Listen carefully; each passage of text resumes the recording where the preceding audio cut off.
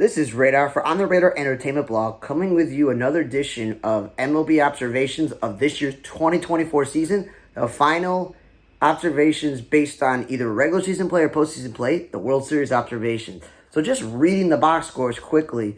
The Gleyber Torres leading off with Soto second. Never believed in that.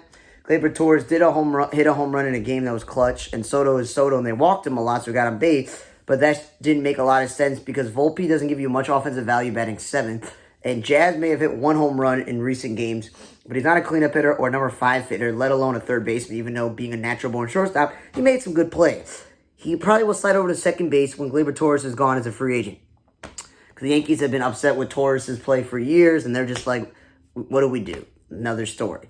Soto got nominated for a Gold Glove this year. Does not mean he actually is one of the 5 best right fielders in the American League. He is more of a left fielder because he made some terrible plays. I remember in Washington and in San Diego playing right field. He's a left fielder.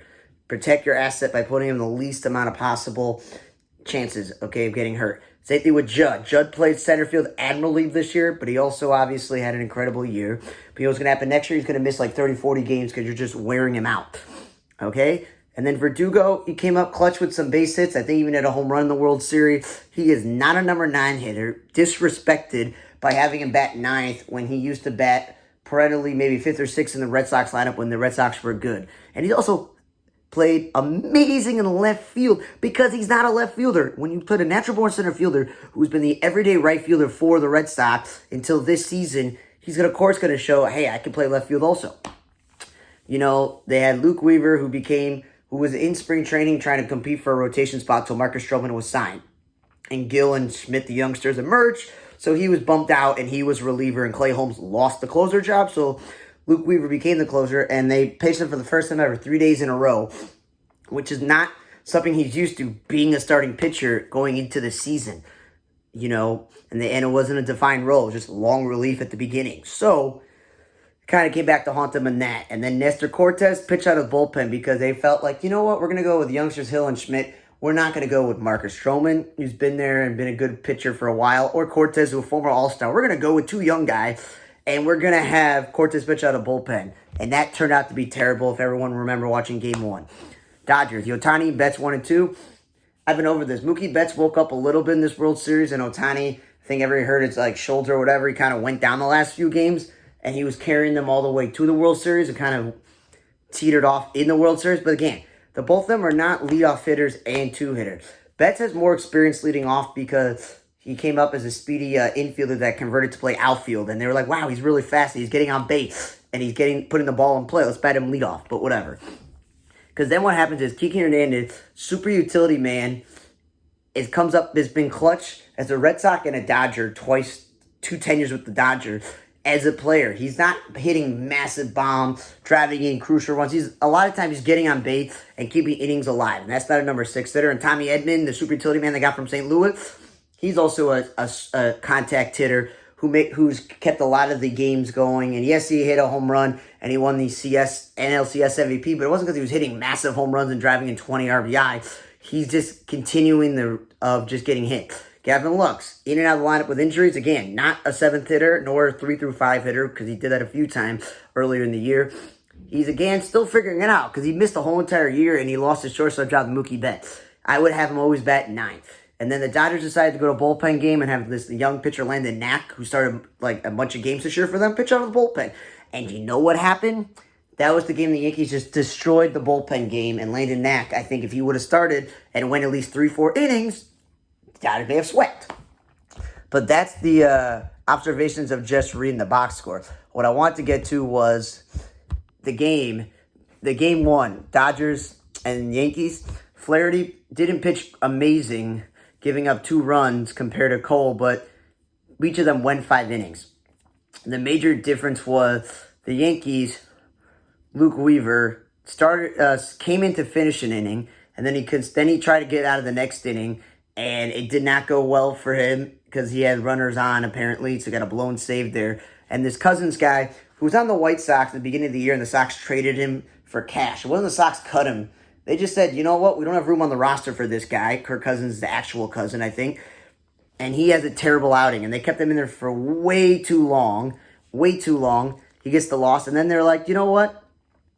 We're going to put Nestor Cortez in. He hasn't pitched in a month plus. He is not a relief pitcher, but just because he's a left-handed pitcher and we were facing Freddie Freeman, we got to put him in because that inning went disastrous for the Yankees. Verdugo makes an amazing catch, and I don't understand how, in the first place, that just because the guy makes a great catch and he leans over, that automatically gets 1 or 2 bases. The ball went out play. I've never seen that in the postseason or regular season where a guy dives and makes an incredible catch. And they're like, no, those 2 people get the next 2 bases. You get the next base like when they throw the ball around and it's an error or they hit a ground rule double, but like I've never seen that before. And then, of course, the bases were loaded because they decided to purposely walk Mookie Betts. I know Mookie Betts has a track record of being good, but the dude missed a huge chunk of the season, and he was still getting his feet under him in terms of being clutch for the Dodgers, and I would have pitched to him. I would have done that. But that was the mistake that Aaron Boone did, is like, we don't want to face him. We kept Cousins in too long on Cortez. Throws a first pitch fastball to Freddie Freeman. Hasta la vista, baby. The ball was out of the ballpark. Crucial there. And the Dodgers bullpen was really good, and that's why they won Game 1. Game 2, the Dodgers were in control. It was tied, but the Dodgers were in control because they had a huge three-run inning in the 3rd inning, and that really helped them out. Edman obviously started it, and Juan Soto woke up, and I don't remember, but like when Teoscar Hernandez hits a 2-run shot, and then Freddie Freeman goes off again, you're like, what? Like, what's going on there? That was good because Yamamoto pitched into the 6th inning. They said the last time he pitched the 6th inning was against the Yankees, apparently. And again, the bullpen was solid. They did give up 1 run, but it did not matter because Banda, the former starting pitcher, Michael Kopech, the former starting pitcher, and Trennan, a former closer in his own right, and the youngster Vestia pitched really well. Carlos Rodon couldn't get past 3 innings, and he gave up 6 hits on 4 runs and gave up 3 home runs. It wasn't his day, but you can credit Cousins for bouncing back after screwing around in Game 1. He had a scoreless inning, and then Tim Hill, who should have pitched to Cortez, had a scoreless 1.1. Clay Holmes and Leiter just closed it out. But at that point, the Dodgers were in control. Yamamoto was just unstoppable there. And then Game 3 was, I can't believe it, that Game 3 and Game 2 had the same score of 4-2. I don't know how often that happens. But what it was is, this was a game of Walker Buehler versus Clark Schmidt. They decided to go with the youngster. He couldn't get out of the 3rd inning. He gave up a home run. He gave up 3 earned runs on 2 hits. And the biggest thing was Freddie Freeman took him deep. Ohtani was on base, and he took him deep. It was 2-0. And then Mookie Betts got into the action, and he singled in a run in the 3rd inning. And that was it. The Dodgers... my bad. Sorry. And then Kiki Hernandez also singled a run. So you had 2 singles and a home run, but those 3 runs knocked him out of the game. And you give credit to the Yankees bullpen. Nestor Cortez, after blowing in a Game 1, because I didn't see the whole thing, he pitched 1.2 innings, is what he's supposed to do when you take a starting pitcher out of the rotation and put him in the playoff. Scoreless. Cousins did give up a run, but at that point it was 3-0. It did not matter.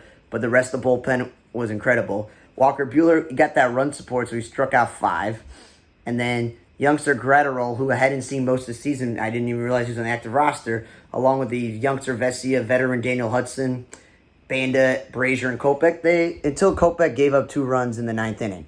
He gave up a home run to Alex Verdugo, but at that point they held on. Same score. Thing was, Buehler, who's finally healthy, pitched great. And Clark Schmidt, the youngster, did not. So that's where I'm weighing the thing of, should Nestor Cortez been in the starting rotation? Should Marcus Stroman been in the rotation? That's some questions Aaron Boone has to answer in the future. And then, of course, the next game was the bullpen game, where this Capers dude walked 3 guys, and they're like, well, he's got to come out. And Daniel Hudson had his worst game. Gave up 4 runs, a home run. Then Landon Knack, the youngster, helped them out by pitching 4 innings, but he gave up a run. And then Brent Honeywell, the former starting pitcher as well, it just was a disastrous game for him. Luis Hill, he did not have a great game because the Dodgers were up 2-0 early, and then the game was 5-4. And so he did not have a great game.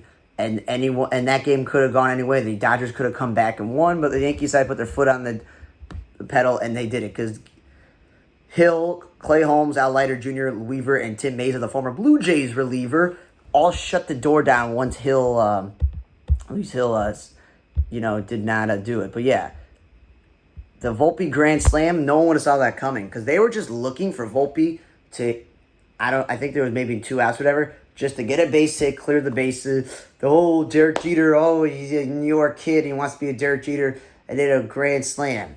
Like, that was unexpected for him because he's a Gold Glove sophomore catcher. I mean, a shortstop. He's not an all-star.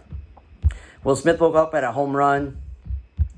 And then, in the bottom 6, Austin Wells, the youngster, hit a 2-run shot.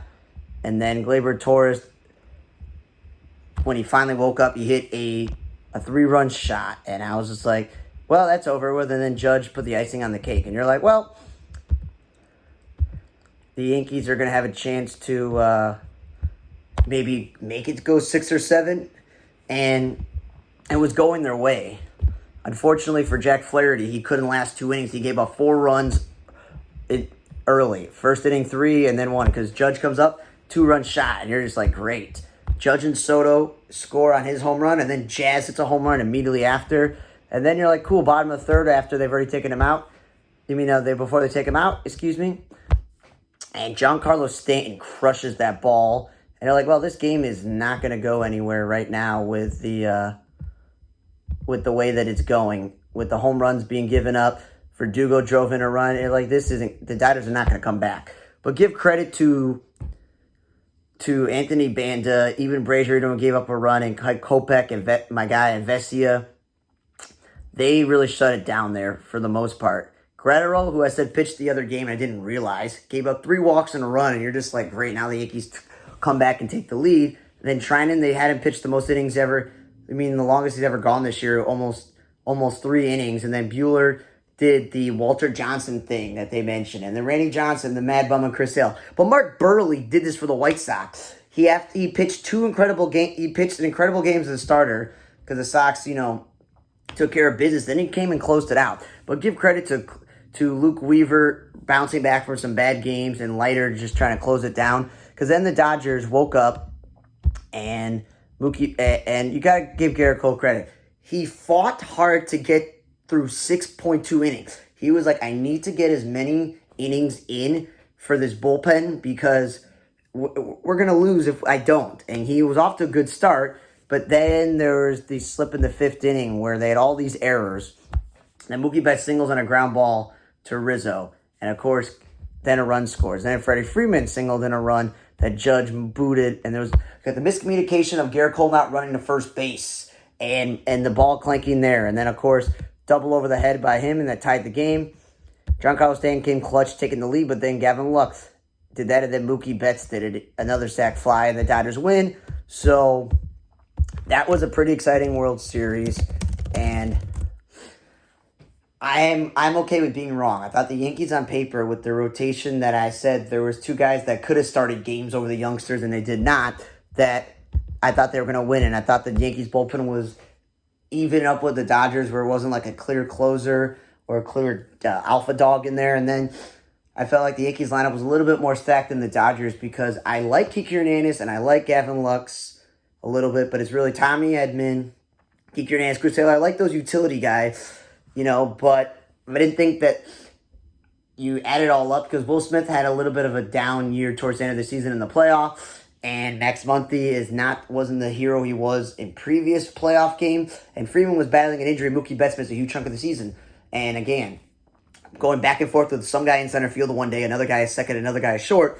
I didn't think that the Dodgers lineup was better than the Yankees, who, if they were going to go the same lineup every day of the Verdugo, Soto, Judge, Jazz, Volpe, Torres, Rizzo, and that was way more, and Stanton, that was way more consistent than the Ohtani and the other guys that I mentioned. That's what I thought. So I'm okay with being wrong because that's the reason why I'm wearing a Red Sox hat is not because of David Ortiz, Mookie Betts, Dave Roberts with the coverage and Mookie. It is that the Yankees, when you're raised when you're a kid about baseball history and they raise you to like your favorite team, and then you're like, here's our division rivals we don't like, then there's other teams we may not like, whatever the case is.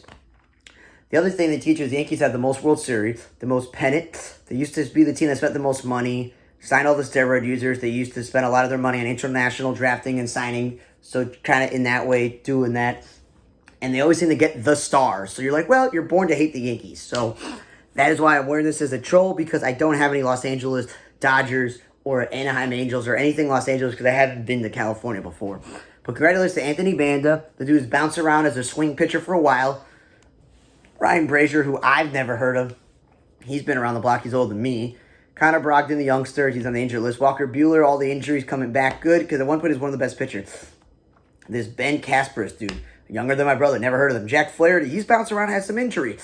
And he had to go sign with the Tigers. And then the Tigers traded him and look, the Tigers made the playoff. But at that point, it's like the Tigers are a bad team. He gets straight to the Dodgers. It's a good thing. Youngster Nick Fazio. Bad news to Tyler Glasnow. He wins the World Series, but he wasn't able to contribute because he got hurt again. Tony Gonsolin has been hurt for a while. Brusdar Guerrero, he was finally healthy. Michael Grove, the youngster. This Dago Henrique, the youngster. Brent Honeywell, he's bounced around. The White Sox even had him at some point. Credit to him. The youngster Kyle Hurt. Joe Kelly didn't pitch because he was injured, but he's been around the block. He's another World Series. Clayton Kershaw didn't get the pitch in this World Series, but he pitched this season, so at least if he retires next year, he gets another ring. Landon Knack, the youngster, pitched pretty well. My guy, Michael Kopech, who was my favorite White Sox pitcher, who I still think could be a starting pitcher based on talent, was incredible for them out of the bullpen. The youngster, Zach Lau. Dustin May, unfortunately, injuries. He didn't get to contribute. Bobby Miller, the young pitcher, couldn't contribute, but he gets it. Evan Phillips, who at one point was the Dodgers closer. I don't know if he was injured or not, but he didn't pitch. River Ryan, the youngster, got hurt. Same thing with Emmett Sheehan. They lost two young guys, along with Gavin Stone. Trinan, if this is the it for him, like they said, Daniel Hudson, it's it for him. Like, it's a good way to go out on top. And for Daniel Hudson, I think he had 3 Tommy John surgeries, the starting pitcher, and then becomes a reliever and has bounced back and forth around the league, and he gets to really be in a home here with them. And then same thing with Trinan, who was the Nationals and the A's closer at one point, but then got cut. Congratulations to him. The youngster Vesti out of the bullpen was key for them.